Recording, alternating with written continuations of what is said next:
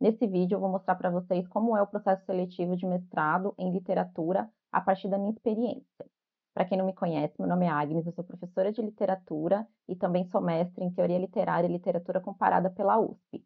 E nesse vídeo a gente vai estar conversando um pouco sobre o processo, e eu vou estar contando um pouco da minha experiência. Bom, a primeira coisa que eu fiz antes de estar prestando o processo seletivo foi de fazer um planejamento de 6 a 8 meses, pelo menos. Por quê? Quando a gente vai fazer o processo seletivo do mestrado, a gente precisa fazer um planejamento com meses de antecedência, porque existe toda uma etapa. A gente tem que fazer o projeto de pesquisa, tem que estudar para a prova de língua estrangeira, prova de conhecimentos específicos. Então, se você já estiver aí se planejando, porque normalmente esses processos seletivos, eles abrem mais ou menos ali entre junho e agosto. Então, nesses meses, a maioria dos processos seletivos para mestrado em literatura, eles abrem aqui no Brasil. Então, é importante você fazer um planejamento, pelo menos de uns 6 a 8 meses. Então, por exemplo, agora a gente está em dezembro, então o ideal é que você já comece em janeiro, para ir quando abrir as inscrições entre julho e agosto, você já ter um tempo aí de estudo. Como esse planejamento ele é organizado? A primeira coisa que você tem que fazer é ter o seu projeto de pesquisa. Não ele completamente pronto, mas pelo menos você já ter o tema de pesquisa, você já saber mais ou menos o que você vai pesquisar. Porque tem alguns processos seletivos que eles pedem para você mandar o projeto no ato da inscrição. Então, se você não tem aí o projeto, enfim, pronto, você pode ficar meio desesperado e acabar fazendo de qualquer jeito e entregando. Então, o ideal é que você tenha aí um tempo para você estar elaborando e estar processando ali, estar escrevendo todas as partes que compõem o projeto de pesquisa. Depois de você saber mais ou menos o que você vai pesquisar, aos poucos, como você vai ter aí 6 meses mais ou menos aí de tempo, você já pode ir deixando e fazendo aos pouquinhos e escrevendo seu projeto de pesquisa aos poucos. Agora, o importante é você estudar para as provas de língua estrangeira e também treinar para a prova de conhecimentos específicos. O ideal é que você baixe aí, você entre nas universidades que você quer prestar o mestrado e que você baixe os editais antigos para você ter uma noção de como é, de mais ou menos o mês que faz a prova de língua estrangeira. Então é importante você ter essa organização de você baixar os editais antigos para ver mais ou menos como é que funciona e ter mais ou menos uma previsão. Normalmente esses editais eles não mudam, então, por exemplo, o do ano passado provavelmente vai ser muito parecido com o desse ano, mas o que vai mudar normalmente são as leituras obrigatórias, são as referências bibliográficas que você vai estar utilizando aí para fazer a prova de conhecimentos específicos. Na época em que eu estava estudando para a prova de inglês, o que eu fazia? Eu baixava artigos científicos sobre literatura, estudo de literatura, teoria da literatura, porque normalmente eles escolhem um texto baseado na temática que você estuda, na temática ali do seu departamento, do departamento que você escolheu.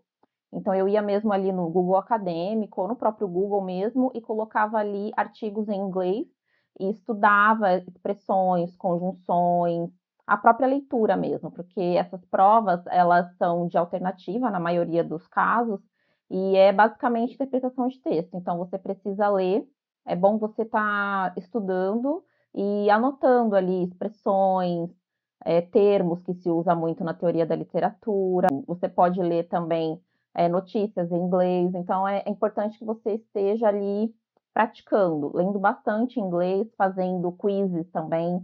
Tem alguns sites que eles têm quizzes, ou pedir para a própria IA, por exemplo, você pode estar mandando o artigo para a IA e pedir para ela elaborar ali 20 questões de alternativas de interpretação de texto sobre o artigo tal. Então, é uma forma também de você estar estudando. Depois de passar na prova de língua estrangeira, é importante você começar a estudar.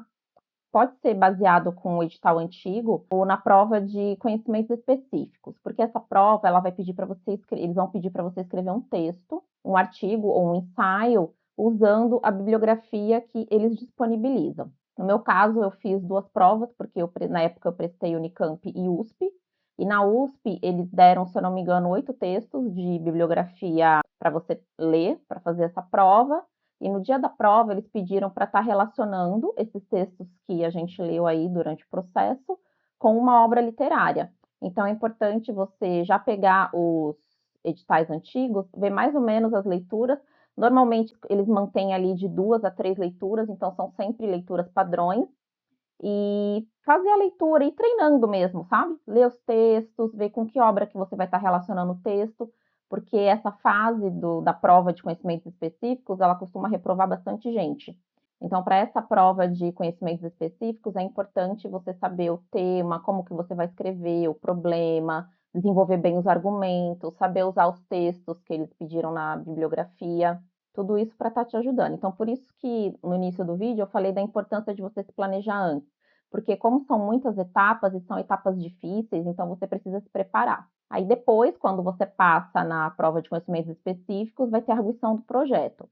Nesse momento, seu projeto ele já tem que estar pronto para você enviar, ou você envia lá no início das inscrições, ou você envia agora, depois que passa a prova de conhecimentos específicos.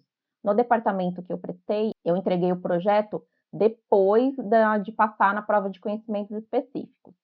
E aí você aguarda entre 1 ou 2 semanas, aí eles mandam a resposta, tudo pelo site da universidade, então você vai acompanhando por lá.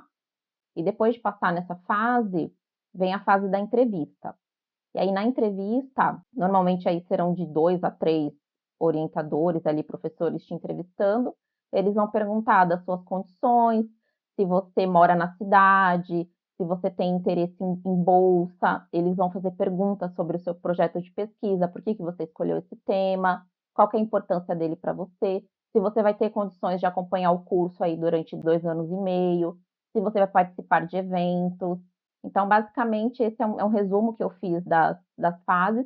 Se vocês quiserem vídeos mais específicos, por exemplo, como escrever o texto lá da prova de conhecimentos específicos, dicas para estudar para a prova de inglês ou de como passar na entrevista, vocês podem estar deixando aqui nos comentários. Até mais!